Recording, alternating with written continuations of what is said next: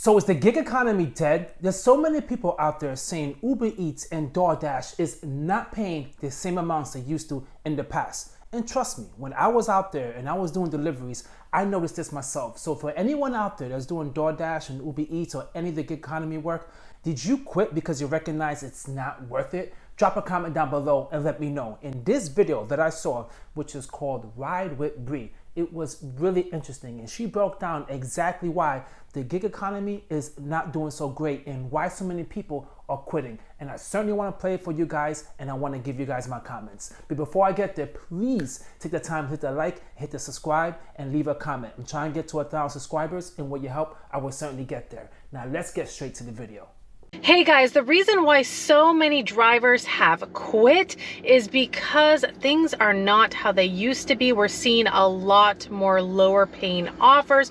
We're seeing a lot more backwards offers more than ever. And if you don't know what a backwards offer is, it's where the pay is lower than the miles. So the miles are way higher, like 12 miles for $4.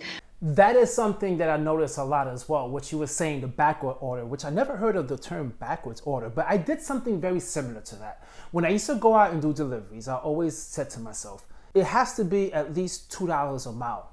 That's it. I would not take something that's less than $2 a mile. So if I did an order and it was 2 miles, I had to get at least $4 a mile. That worked until it didn't. I recognized there was a time when you get 10, 15 miles for like $5, and I'm like, who in the world would want to Uber Eats for something that's 15 miles away and only tip like $3 or $4? Sounds insane. And that's where I got tired of it, and I just stopped doing deliveries. And I've heard from some of you guys even still watch, that have quit because you're not able to make the money that you used to make, and everybody has their own goals. Some people only want to come out here and make $50 a night or $50 in the afternoon, and some people want to come out here and do it full time. But in a lot of markets, they're not able to do that anymore. That's why a lot of people have quit. You know, there's a lot of people out there that do it full time. And I used to do a part-time, excuse me. I did a part-time, and I never quite understood how people can make a living on doing this full-time. You see, for me, I did it part-time, and I did it during the optimum times of the day, which was normally in the night or early in the morning during breakfast. So to me, those are the prime hours, from 5 to like 8-ish to 7. In the morning, on the breakfast time. The lunch rush never was that great of a time for me. But of course, it depends upon where you live. And it's kind of funny she said that, because I work full-time and I had like a little quota in my head that I wanted to hit. And usually it was $50, and it worked. I used to get $50, but I did Uber Eats, DoorDash, and Instacart. I used to get $50 a night. It was awesome. And that was sometimes at minimum. Some nights was a little less, but my goal was always to get $50, because at the end of the week, I wanted to at least get $250. I did it 5 days a week. I didn't do it 7 days. It's 5 days a week. I wanted to get $50, and then I noticed, and that was like 2 years ago, then I noticed it dropped down to 30 because it was just getting really bad. Then it dropped down to 20.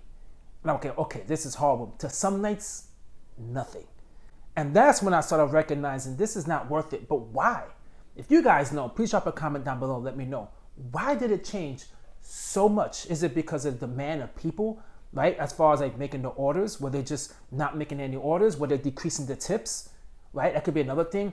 Is it because they're allowing so many drivers now to go out there and they're giving it to new drivers rather than the old drivers? A lot of the OGs that I spoke to, they believe that. They believe that all the good orders are coming to the newbies, because the newbies will take anything. A lot of them, they say, are desperate, so they'll give them anything, and they'll take anything at all and everything in order for them to hit their daily goals. I just turned on the apps. One, I could not get on DoorDash, and then Uber Eats started bringing me in some offers which were no good.